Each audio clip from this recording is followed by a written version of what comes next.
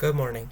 It was the girl's fascination with Mr. Bingley and the will to capitalize on any loose gossip to gain further insight into his personality that took them to the ball that evening.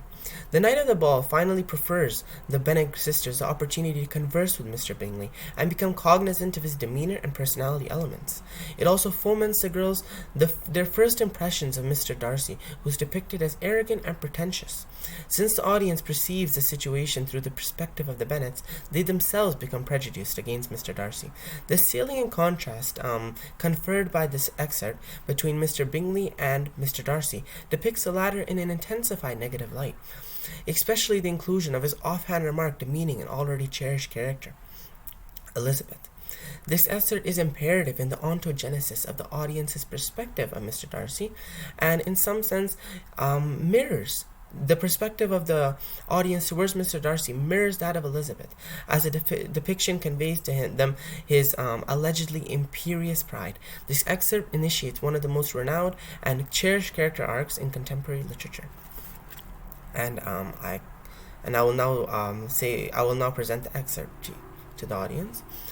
Elizabeth Bennet had been obliged by the scarcity of gentlemen to sit down for 2 dances, and during part of that time Mr. Darcy had been standing near enough to her for her to overhear a conversation between him and Mr. Bingley, who came from the dance for a few minutes to press his friend to join in. "Come, Darcy," said he, "I must have you dance. I hate to see you standing about by yourself in this stupid manner. You had a much better dance." "I certainly shall not. You know how I detest it, unless I am particularly acquainted with my partner.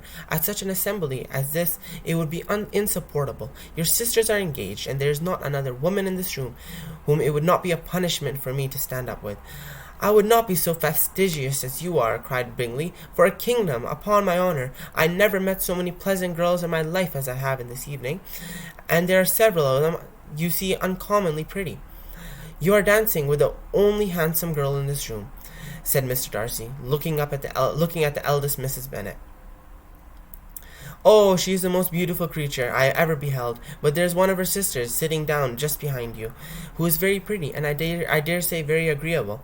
Do let me ask my partner to introduce you." "Which do you mean?" And turning round, he looked for a moment at Elizabeth, till, catching her eye, he withdrew his own and coldly said, "She is tolerable, but not handsome enough to tempt me." Thank you for your time. Have a great day.